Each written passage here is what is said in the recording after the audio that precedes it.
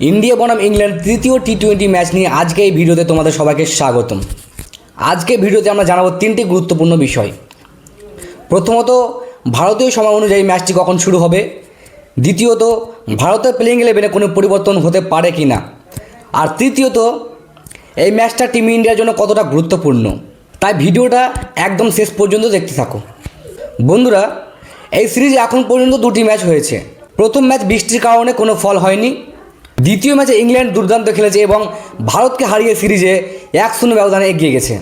এখনও সিরিজের 3টি ম্যাচ বাকি আছে, আর এই 3টি ম্যাচে ভারতের জন্য খুবই গুরুত্বপূর্ণ।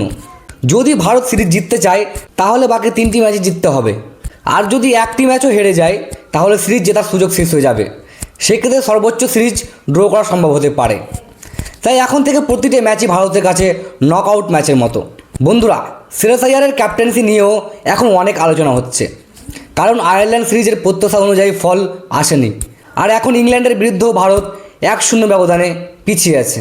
অনেকেই প্রশ্ন তুলছেন, এই অবস্থায় টিম ইন্ডিয়া কি ঘুরে দাঁড়াতে পারবে। সত্যি বলতে কি, সামনের কাজটা খুব সহজ নয়। তবে ক্রিকেট এমন একটা খেলা যেখানে একটা ভালো ম্যাচ পুরো সিরিজের ছবিটা বদলে দিতে পারে। তাই এখন ভারতকে নিজের সেরা ক্রিকেটটাই খেলতে হবে।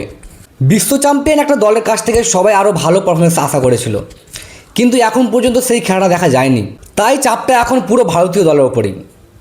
এবার কথা বলি তৃতীয় টি-20 ম্যাচের সময় নিয়ে। বন্ধুরা, প্রথম ম্যাচ শুরু হয়েছিল ভারতীয় সময় রাত 10টার সময়, দ্বিতীয় ম্যাচ শুরু হয়েছিল সন্ধ্যা 7টার সময়, আর তৃতীয় টি-20 ম্যাচ আবারও শুরু হবে ভারতীয় সময় রাত 10টা। টস হবে 9:30 আর ঠিক রাত 10টায় ম্যাচ শুরু হয়ে যাবে। তাই যারা পুরো ম্যাচ দেখতে চাও তাদের একটু রাত জাগতেই হবে, কারণ ম্যাচ শেষ হতে রাত 1টা বা 1:30 পর্যন্ত হয়ে যেতে পারে। এবার আসি ভারতের প্লেইং 11-এ।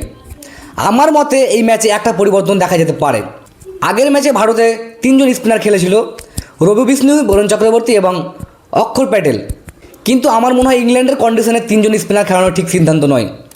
ইংল্যান্ডের উইকেটে সাধারণত পেস বলাররা বেশি সাহায্য পায়। তাই ভারত চাইলে একজন স্পিনার কমিয়ে একজন অতিরিক্ত পেসার খেলাতে পারে। আমার মতে প্রিন্স যাদবকে সুযোগ দেওয়া উচিত। যদি পরিবর্তন হয় তাহলে রবি বিষ্ণুর জায়গাতে প্রিন্স যাদবকে খেলানো হতে পারে, কারণ আগের ম্যাচে রবি বিষ্ণু নিজের সেরাটা দিতে পারেনি। বিশেষ করে 17তম ওভারের কথা নিশ্চয়ই তোমাদের মনে আছে। সেই ওভারটা করতে এসে তিনি 29 রান দিয়ে ফেলেন।